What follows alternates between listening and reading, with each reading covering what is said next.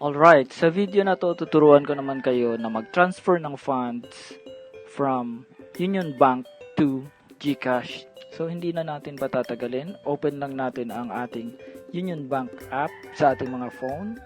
Sa bandang baba, hanapin natin yung Send and Receive. Send and receive. Open natin yan. Click lang natin dito yung Send. Send.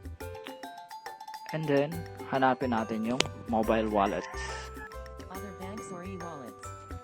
Select natin tong Other Banks or e-wallets. And then, select natin tong Receive Instantly.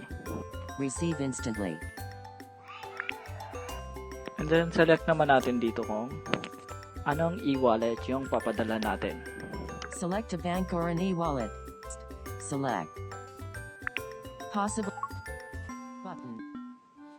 So, hanapin natin dito yung GCash. BDO Private, BPI Banco Navi, Roseparated, Bang, Grab Pay, GCash, G, Heading, GCash, Select natin yung GCash. Send money via, Account number sign, Send button, GCash, So, ngayon napili na natin yung GCash. Ang sunod nating ilalagay ay yung reference number or yung mobile number na gamit natin sa GCash.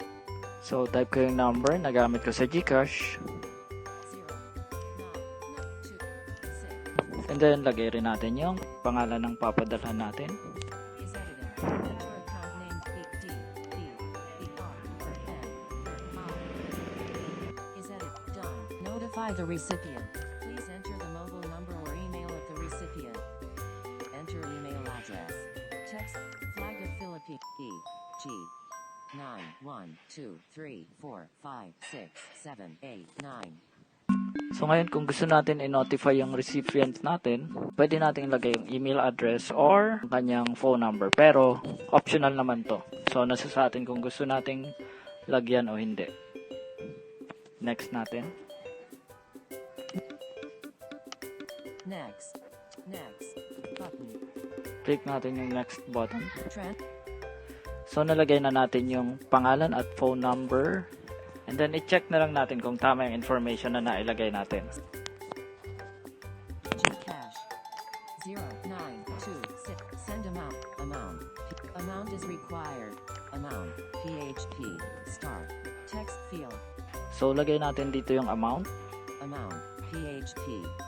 Okay, lagay natin 1,000 kunwari. 1. 0. 0. 0.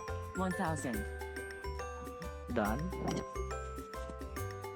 1,000. And then, select natin na purpose yung fund transfer. Purpose. Fund. Transfer. Next. Button. And then, click natin yung next. Ngayon, final check natin kung tama yung mga information, yung account number natin sa GCash or yung phone number na gamit natin sa GCash, and yung amount, syempre, importante. Personal savings.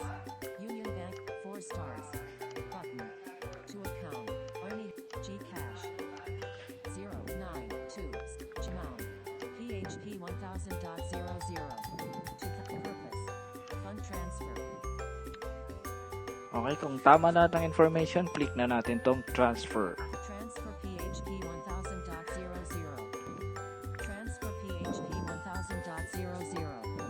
Button. And then, kailangan natin i-input yung ating OTP. Isi-send sa atin. Hintay lang natin. After natin ma-input, yun. Messages. Now. GCash. You have received messages. Now. Union Bank. You transferred PHP 1000.00 to reference no. UV 1127995. Thank you for using Union Bank Online. Alright. So, natapos na yung pag-transfer natin. From account. So, ito na yung resibo. For amount. PHP 1000 purpose. Fund transfer. Add to my share. Button. So, importante na screenshot natin to lagi. So, ganun lang kadali mag-transfer ng funds natin from Union Bank to GCash. So, sana may natutunan kayo and please like and subscribe sa aking channel para sa mga susunod na video. Mano-notify ka kaagad. So, thank you. Maraming salamat.